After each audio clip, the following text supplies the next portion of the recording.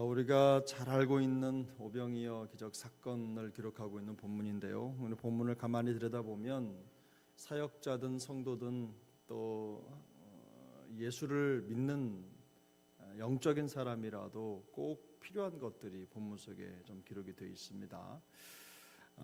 또 1절, 30절을 가만히 보면 어쨌든 사역의 내용들을 서로 나누고 격려하는 장면들이 있고, 혼자가 아니라 함께 사역하면서 그 사역의 내용들, 또 했었던 일들, 일어난 일들을 서로 격려하고 나누는 간증의 시간도 있고, 또 본문 31절을 가만히 들여다보면 쉼의 문제도 있습니다. 쉼과 교제의 문제. 영적인 사람도 먹어야 살죠.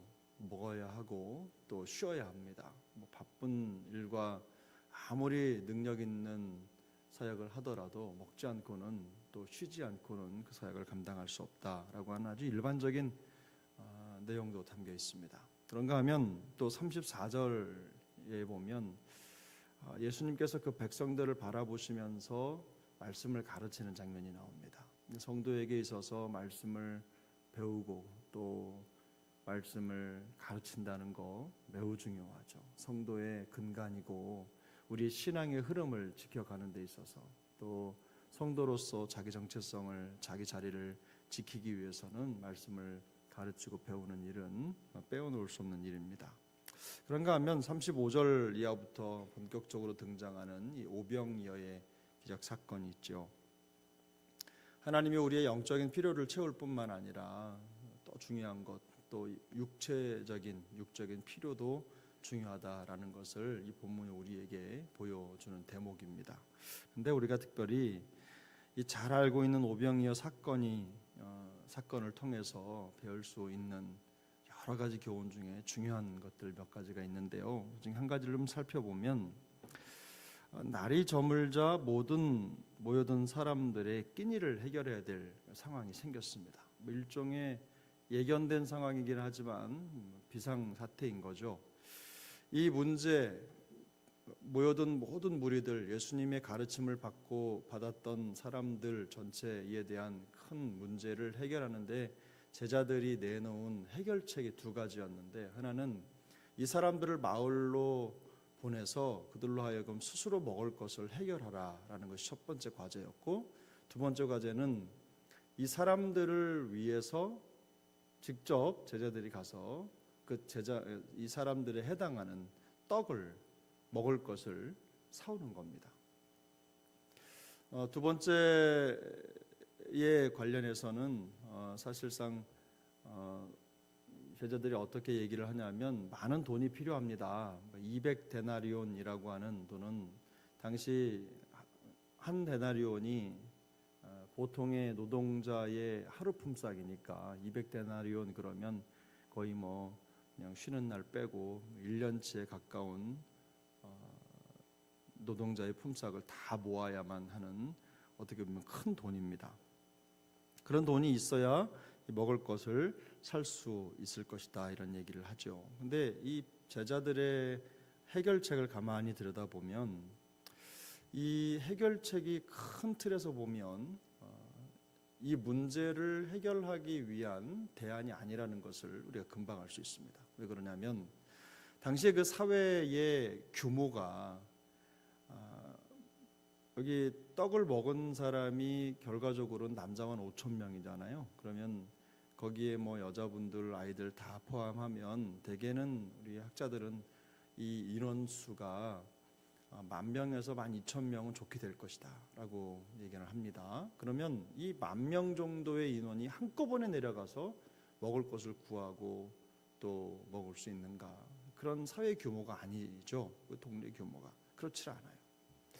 또 한 가지 문제점은 200데나리온의 돈이 제자들에게는 없다는 겁니다. 현실적으로.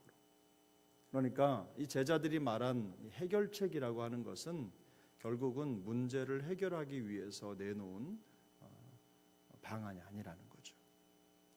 그러면 무엇입니까?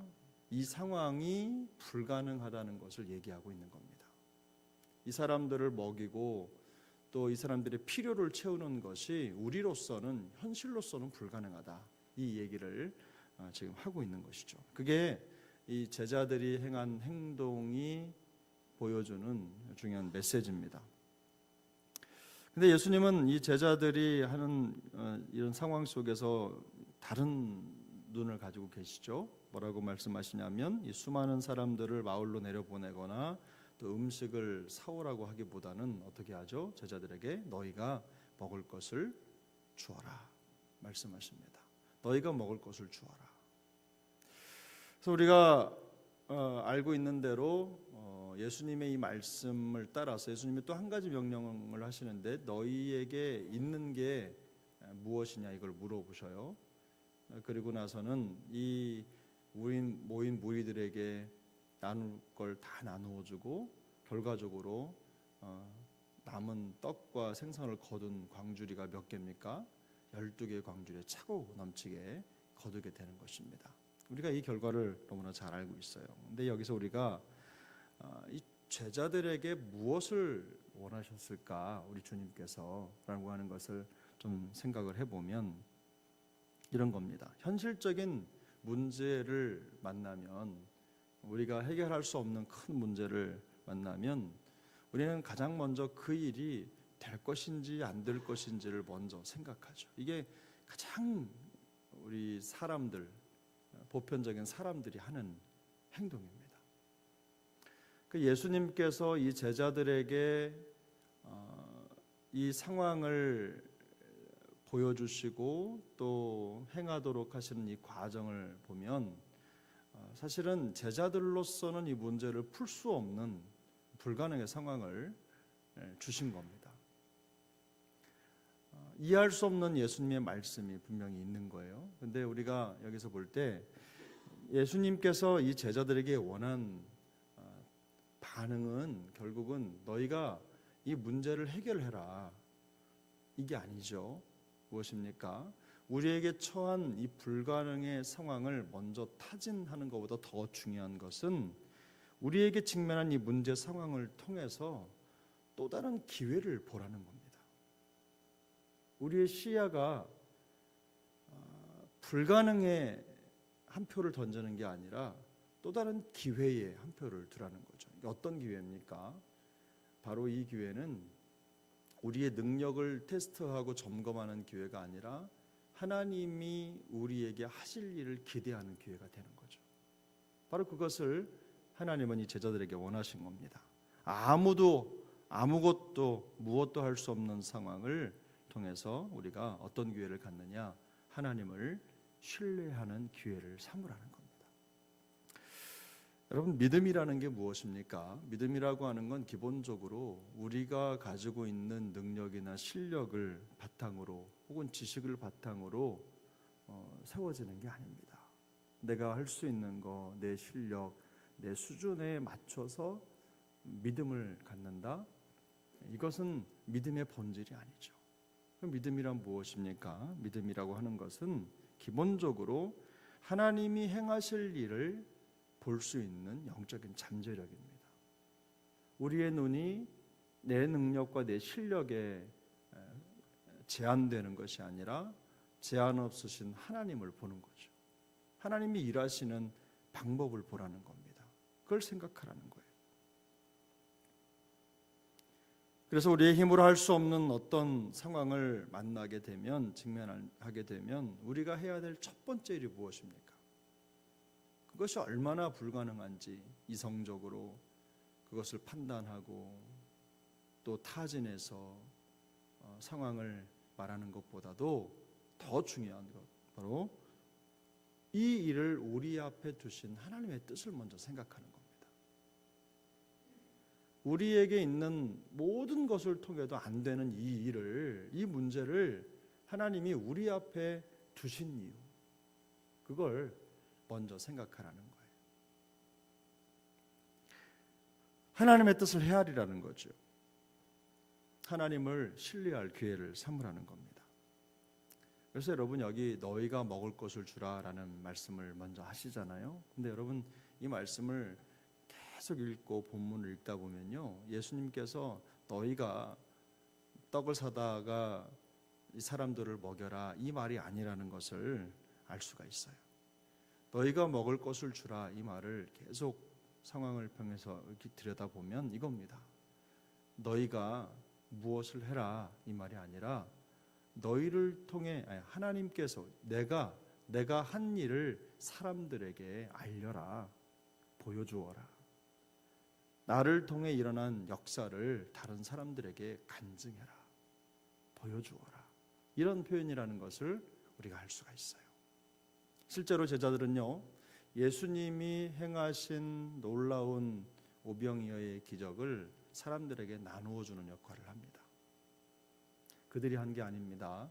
하나님이 하신 일을 다른 사람들로 하여금 보고 또 실제로 경험할 수 있도록 도와주는 거죠. 성도란 그런 겁니다. 내 능력이나 내 일을 자랑하는 것이 아니라 하나님이 우리에게 행한 일을 간증하는 것, 들려주는 것, 보여주는 것, 바로 그것이 성도의 역할인 것입니다.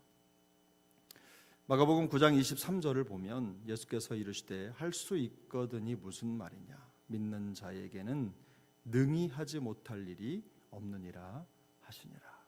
이 말씀이 있어요. 믿는 자에게 능히 하지 못할 일이 없다. 이것은 우리 믿는 사람들이 만능이 된다, 믿음만 가지면 우리는 초능력자가 된다, 이런 말입니까? 그렇지 않죠. 믿는 자에게 능지 못함이 없다는 것은 우리가 믿는 하나님이 그런 분이라는 거예요. 그래서 우리의 삶의 방법이 우리가 가지고 있는 상황이나 능력이나 지식이나 힘이 아니라 모든 것을 이루시는 전능하신 하나님을 믿는 믿음의 방식이어야 한다라는 것을 우리에게 말씀하고 계신 것입니다.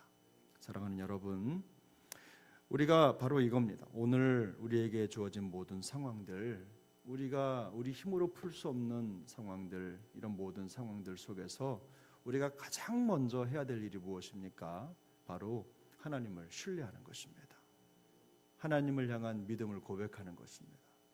우리의 불가능을 보고 그것이 왜 안 되는지를 말하는 것이 첫 번째 단계가 아니라 하나님께서 이 일을 우리 앞에 두신 이유를, 의도를 깨달아 알고 거기에 담긴 하나님의 뜻을, 하나님의 의도를 파악하는 거예요. 그리고 우리의 신뢰를, 믿음을 하나님께 올려드리는 것입니다. 그 일을 통해서 하나님이 우리에게 보이실 일은 믿는 자에게 능히 하지 못할 일이 없다 라는 놀라운 역사를 펼쳐 가실 줄로 믿습니다. 오늘도 그런 믿음의 역사가, 믿음의 하루가 될 수 있기를 바라고, 참 이게 어려운데요, 신앙생활이 이 믿음 습관을 만들어 간다는 게 참 어렵습니다. 믿음 습관, 우리의 머릿속에 믿음이 먼저 생각나게 하는 거, 이게 잘 안 돼요. 의지적으로 하지 않으면 안 됩니다.